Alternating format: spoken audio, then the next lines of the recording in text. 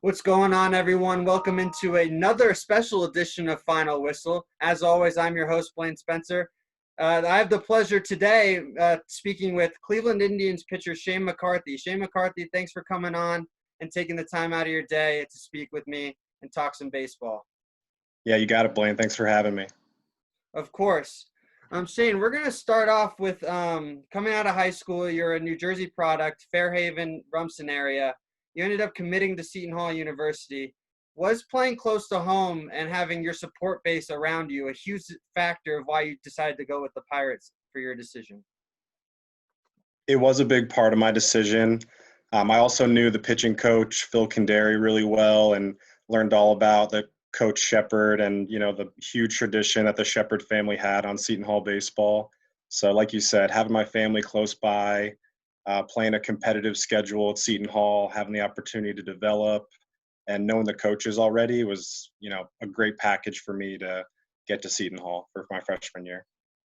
Yeah, absolutely. And then moving into your freshman year, Coach Shepard gave you the opportunity to play right away in 2015, and you played phenomenally. You had a 2.19 ERA as a freshman, one of the best in the Big East Conference, if not in all of in the NCAA. What was the importance of being able to play right away and the trust that Coach Shep put in you to go out there and play? Yeah, it was awesome to have all the coaches' support right away, like you said. It made me feel like my decision to go to Seton Hall was the exact perfect one for me. And I really learned a lot from the upperclassmen while I was a freshman, learning the ropes. They always guided me in the right direction. And when it was my turn to kind of start leading as a young guy, as a freshman and a sophomore, like the next year, I knew exactly what I needed to do for the team, for my own routine, and then just anything I could do to always help the team win. So I learned a lot from those upperclassmen, and I'm super happy Coach Shep, like you said, gave me the opportunity to do my thing pretty early on. How different was it going from being the young guy and then into your sophomore year, being a true leader on that team? What was the impact of trying to make that transition from learning from everyone else and then becoming that guy as the leader? Yeah, so when you become that leader pretty early on, it's always a tough thing because you don't want to step on anyone's toes because you're still an underclassman. But, since I was the Friday starter on all the weekend series my sophomore year, I was the number one starter. So a lot of the leadership and responsibility was on my shoulders too, along with those upperclassmen, especially the senior leadership was always super important to our pitching staff. So I would just try to connect with them and make sure everything with our staff was where it needed to be. And we worked together really well as a team, the upperclassmen and myself.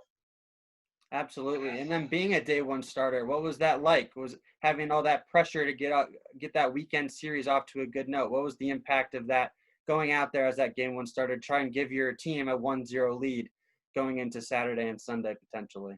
Yeah, no doubt. Those weekend series were super important, especially during Big East play. And Coach Shep always packed our schedule in the beginning of the season. We were playing UNC, University of Florida, Missouri. We went out to California, went out to Hawaii, playing all these really competitive programs. So we would get a taste of what ACC, SEC baseball was doing in the beginning of the season. And then pitching against those teams against their Friday night starters, which were mostly, easy day one draft picks their junior year, like really established prospects. You learn a lot. You definitely learn that you need to bring your A game right from the get-go. And then just facing that really tough competition early on got you ready for when it was time to, take on Creighton, St. John's, Georgetown, the rest of the Big East. Did you always take it upon yourself when you were playing those major opponents in the ACC, the SEC, to take it upon yourself that, hey, I've got my own personal challenge going into that game when you're going against usually, again, as you mentioned, a day one prospect potentially in the MLB draft? Yeah, it's always cool to, obviously pitch really well for your team, give your team the best chance to win. But if you can do something for yourself too and perform really well while, either scouts or just the competition between Friday night starter and Friday night starter is always a really fun one to go to battle for. 100%. And just piggybacking off your sophomore year, you've made history in Seton Hall history, Big East history. You ended up throwing a perfect game against LIU Brooklyn. And I think the biggest thing for me was that you only took 88 pitches. Just walk me through that morning going into the game. How was your warm up, then going into the game? And then later on when it's getting closer and closer and you're like, wow, this is potentially a possibility going into those later innings. Yeah, a lot of people have asked, were you feeling any different that day? But I really can't put a finger on anything that was super, super different. I remember feeling really poised and just super in the zone during my pregame warm-up with my catcher down in the bullpen. So that's always a good sign. When you're dialed in, you have a good opportunity to have a great start. I did have my best stuff in my fastball and slider. I was able to put it right where I needed to. And then working really well with my catcher, my pitching coach throughout the whole outing. I didn't get to 1 3-ball count, so it was either me filling up the strike zone or they were swinging really early. So I think that's kind of what contributed to the low pitch count. I got a lot of weak contact, and then I was able to get like 8 strikeouts or so. So a good balance of both. And then my favorite part of the whole thing is that the last out is a drop third strike where my catcher, Mike Alessio, needed to throw down to first base. And the ball kind of kicked off to the first base dugout side. And he had to go get it, stay composed and make a good throw. And he hit Mikael Mogs right in the chest. So that's what sealed the deal. That's phenomenal. I mean, teams usually go through different areas. For you personally, when you're in a zone, do you go up and have your teammates usually come up to you, or do you go into your own little area in the dugout just to like keep your mindset locked in? Because I know, especially in circumstances like that, you don't want people always say about the jinx of going into the later innings of people going in and having those different situations. What was that like for you? Yeah, I think I definitely followed the normal, kind of like everyone does, that baseball superstition, try to avoid the jinx at all costs. Funny story is Coach Shep's youngest son, he was a young guy at the time, I know and him he well. was kind of outside the dugout. And, nobody was talking to me. And he just came up to me and was like, dude, you're doing great. Like, awesome. Like, keep it going. Like, I don't even think you've let up a hit or something like that. And Oh everyone no. looked down at him, was like, no. So, it didn't end up jinxing me, thank goodness. But it was just funny to have that little memory of little Patty Shep, coming up Yeah, and keeping me hyped up for my outing. It was a lot of fun. that's phenomenal, honestly, because because you just said it. You turn, you're like, oh no, it's over for me at Yeah. that moment. You're like, I thought I had history in my hands, and you were able to still take Yeah, that so I to the fought next fought level. through the jinx, but yeah, it was awesome. My family was there, even some extended family that just came out for like the random day to come watch me throw, and they picked a good night, so it was Just definitely a good one. that's an awesome story that you had everyone there. It just happened to be by chance, and you ended up making history. It's phenomenal. Does that go down as probably your best pitching performance in your Oh career, without a yeah, for question? sure.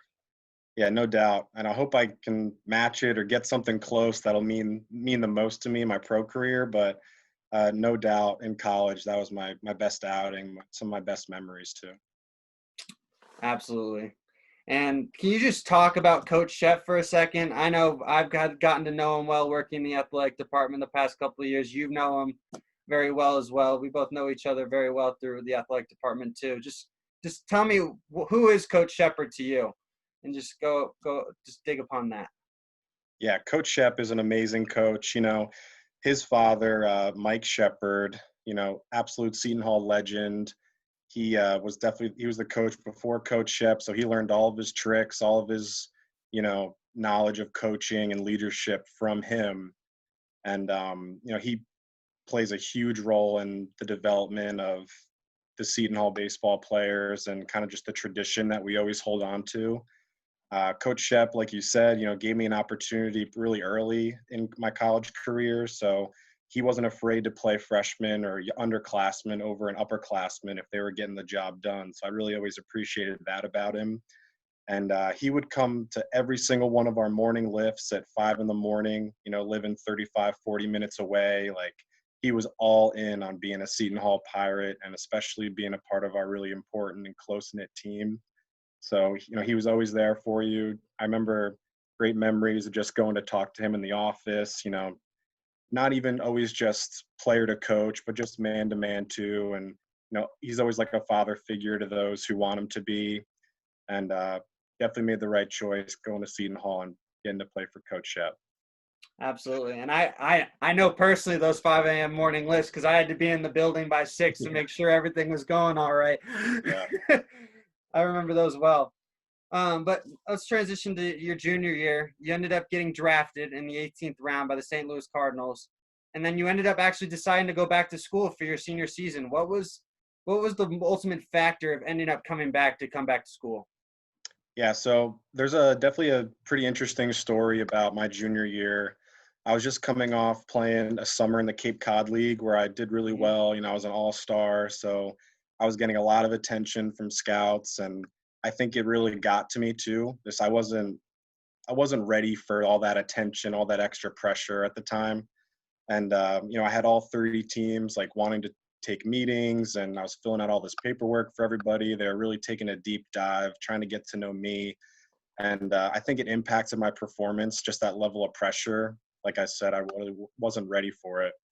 And so I didn't have the best junior season. And like you said, I got drafted in the 18th round where maybe people thought I would have been drafted higher. But so my performance wasn't as great, and definitely struggled at some times, even got out of the rotation a couple times. So, not what everyone would think Shane McCarthy would be doing, but, it happens to everybody. Yeah. So what ended up happening was I got drafted by the Cardinals. I was excited. I was ready to sign. I was definitely going to pursue going to play for the Cardinals. And then I went down to one of their affiliates in Tennessee. And before you sign your contract, they always have a physical beforehand just to make sure you're really healthy and everything is right, everything's where it's supposed to be.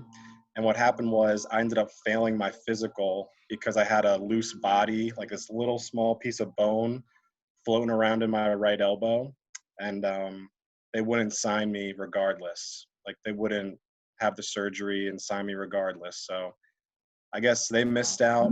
I got to miss out on it, but I was totally planning on becoming a Cardinal and starting my career. And then when they kind of said, "Hey, we're not going to sign you," like I was crushed. And Yeah.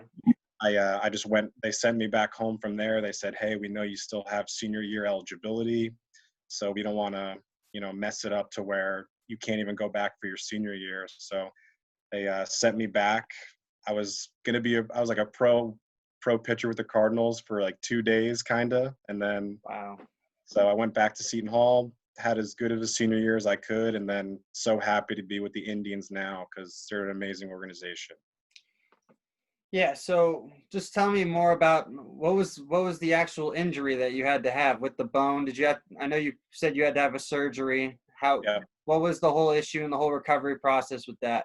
Yeah, so what that kind of looked like was I got to head back home around June. I started seeing some doctors just to make sure everything was okay. I ended up going to the Mets surgeon who I've worked with in the past, and the surgery was pretty much like that board game Operation where you have to just take something out, and so it was super simple. Mm-hmm. They said the little loose body was just about like this big, and so they just took it out, and then I did a bunch of physical therapy, got back to full strength, and was able to kind of finish up that fall season of my senior year and then get ready for a full spring ahead. So definitely was a whole mix of emotions, but I believe everything happens for a reason, regardless of if it's good or bad. So I'm super happy to be with the Indians now because the way they develop pitchers are like no other organization. And I've definitely been able to reap the benefits of working with the staff and the coaches. So it's been great. That's phenomenal. So was it just a loose calcium piece that was in your elbow, or was it coming? Was it Yeah, just like they called it like a loose body. So like a little okay? piece of the bone in my elbow was kind of just floating around in there. And that's very interesting. I've never heard of that. Yeah, you know what, something like that would happen from kind of overuse and just throwing a lot of innings, a lot of volume. Hmm. And that's definitely something that I did, at Seton Hall. I threw over 300 innings 300 in innings, 4 yeah. years. So um, all that kind of adds up over time. And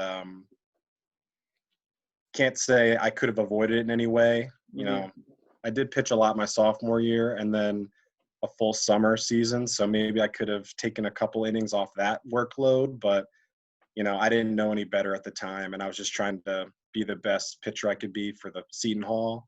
And now as a pro, I have a totally different mindset because I'm trying to be the best teammate, trying to help the Indians win, but I'm also trying to get to the big leagues. So, you just have a different mindset as a pro versus trying to win for your college team. Absolutely. And then being drafted by the Indians in after your senior season, was it that much sweeter after a little bit of like redemption, would you say? And then was it more fulfilling that you were able to get drafted again, especially going through everything with your junior season with the Cardinals and the surgery and then the rehab? Yeah, so after getting healthy and having a pretty solid senior year, we made it to the Big East final and the Big East tournament. So that was super cool just to get to that opportunity. You pitched a I great was, game that day too.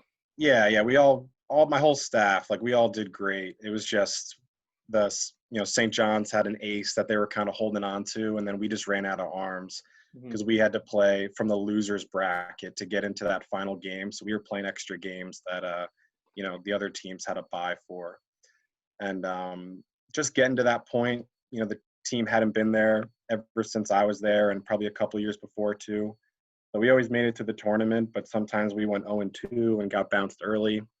But it was good just to get to that final game. Kind of we had the opportunity to win. The game just didn't go our way, but we did get there, and I'm super proud of that. I know my other teammates are too. But then after that, I was remember telling my teammates, I'm like, hey, I really hope this isn't my last like baseball game, like because I believe I have like a pro career ahead of me, and I'm super lucky that the Indians believed in me. Um, and then I'm super happy that they drafted me, and now I couldn't see myself with any other organization. I remember hearing about how great the Cardinals were, but I just can't imagine them being better than what I have right now with the Indians. It's a really unreal experience. I've learned a ton, probably more than I learned in college and high school combined just in 3 years with the Indians. And they do such a good job developing young pitchers and just trying to follow suit. And I look up to those guys like Shane Bieber and Zach Plesac, Aaron Savali, who are all young pitchers on our major league staff. So just trying to be like them. That's phenomenal. What has that development process been like for you now, being a professional pitcher in the minor leagues within the Cleveland Indians organization? Right. So when you're a minor leaguer, it's really all about development. So the winning and the losing isn't as important as it is in college because, if your affiliate team has a losing season or it doesn't really matter. Like what really matters is for those individual players, like reaching their developmental goals. And that was something hard for me because I was always the guy in the beginning who was like, no, we got to win all these games. Like, you know, don't take me out. Like, let me do this, let me do that. And I had to learn, like, hey, that's not how it goes anymore. Like, we really need to just focus on these goals that the organization thinks are going to help me become a major league pitcher and just really dial in on those. So once I bought into that new mindset of just really focusing on my development, everything's been pretty smooth and been seeing some improvement each year. So everything's been going pretty well. That's awesome. Can you just I mean, I don't know this how you would know this better than me. What's the process of being assigned and going from potentially different teams in within the minor league system? What is that like? Is it Yeah. completely is So it still the same goals or is it still different? Is it still yeah, the about the development? goals definitely follow you, unless you've reached them and you can add another goal to kind of your development. But the goals definitely follow you from each level. I can't say exactly what the decision makers, how they make all the decisions, but definitely the guys that are performing, you know, getting outs, throwing hard, striking guys out, uh, weak contact, all those things that the organization looks for. Those are the guys that are going to continue to be invested in, continue to move up the ladder. And just having a mix of those things, always keeps you in conversation of getting those promotions like you asked. Absolutely. And then what's the competition level like, especially jumping from college now to the minor leagues, with everyone now trying to pursue their dream of being able to be a major league ball player? What's the difference in like that? How's it going? Yeah, for sure. So I think in college, depending on who you were playing, the bottom of the lineup was definitely different from the top of the lineup in terms of skill and just experience level. But now in pro ball, there's really no easy outs. Like especially as you climb up levels, I found that going from rookie ball to low A, where I was last year, you just get away with less mistakes. So if I leave a fastball right over the middle, it's going to get whacked. Where in the lower levels, like rookie ball, maybe it gets fouled off or gets fouled back. But as you just climb and climb and climb, those margin for error and those little mistakes that you might get away with the lower levels, you start seeing them go over the fence. So that's what we want to try to avoid as much as we can. Understandably so. You always want to eliminate the the home Yeah, runs. no doubt. So, I mean, I know it's a little hard to talk about, but with COVID, minor league baseball was canceled this past year. So, what was the impact for you personally, and then the impact of potentially like of your growth, and how did the Cleveland Indians handle it for you guys, especially as well? Yeah, so like first and foremost, a lot of people on social media I saw were saying, hey, all these minor leaguers, since the season was canceled, like they lost a year of their development. So I tried to take that and just totally switch it around and flip it on its head. And I really tried to make this past season, still make all the progress that I would have made at an affiliate.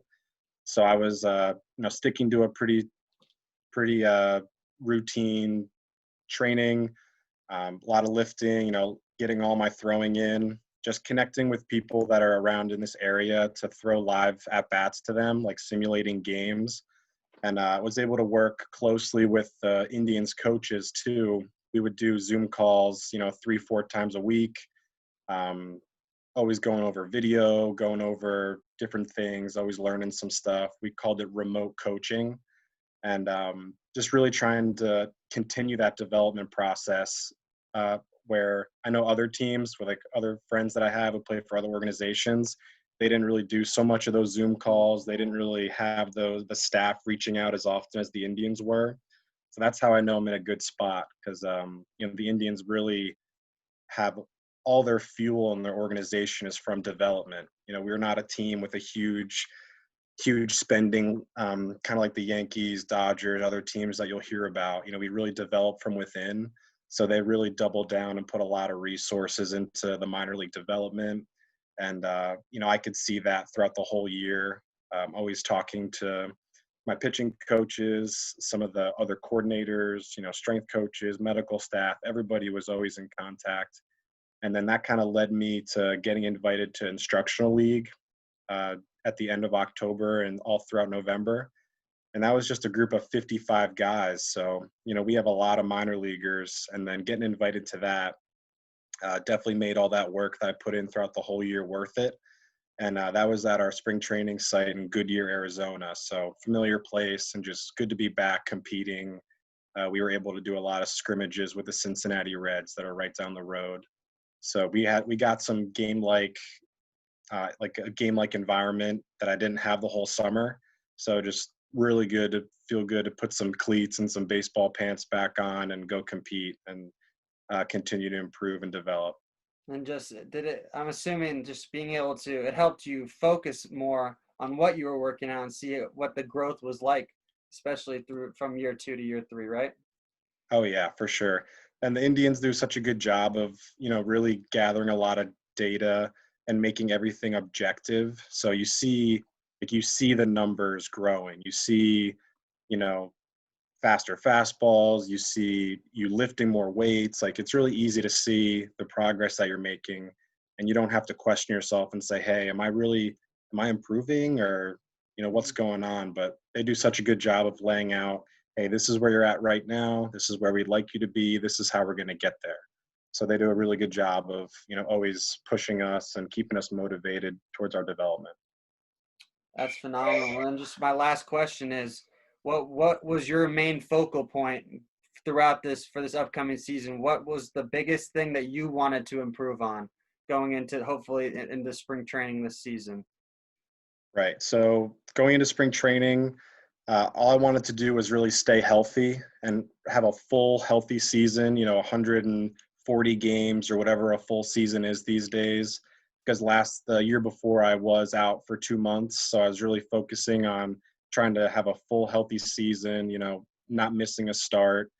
And then once, this season kind of got shut down and I wasn't going to play a full season, I really tried to get back to some of my development goals, putting some muscle on in the weight room, and then always, working on my mechanics, just trying to be as efficient as I can with my movements. So all that kind of led into me getting invited to Instructs, and then I was able to show the team and the rest of the staff kind of what I was working on the whole year, and I did pretty well. So I was super happy to get out there for that.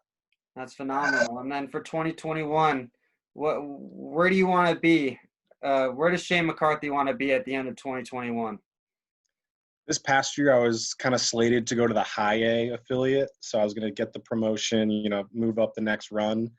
And so 2021, I'm not sure if I'll start in high A or, potentially get to double A at some point. That'll be my goal. Just continue to work on my development goals, stick to my routine, stay healthy, and then, wherever I can be getting closer to the big leagues, that's all that matters. Just trying to, like I said, stay healthy, great routines, and, hopefully get to the Akron Rubber Ducks, and double A would be a great goal for 21. That's awesome. Shane, I want to thank you for taking some time out of your day to talk to me. It's been great seeing you again. It's been a little while. I'm glad everything's going well with you, and good luck the rest of the way going into 2021, and hopefully everything works out for you. Thank you again for coming on Final Whistle. Oh, yeah. Thanks, Blaine. Really appreciate it. It was a lot of fun joining on the podcast. Thank you. I hope everything's good with you, too. Have a good holiday. Thank you. You as well. That's it. That's it for this special edition of Final Whistle with Cleveland Indians pitcher Shane McCarthy. As I'm going to say to him, have a happy holidays and check us out. Tuesdays and Fridays is where we usually drop our main episodes. So look out for us on YouTube, Spotify, Apple Podcasts, and more. Have a great day, everyone.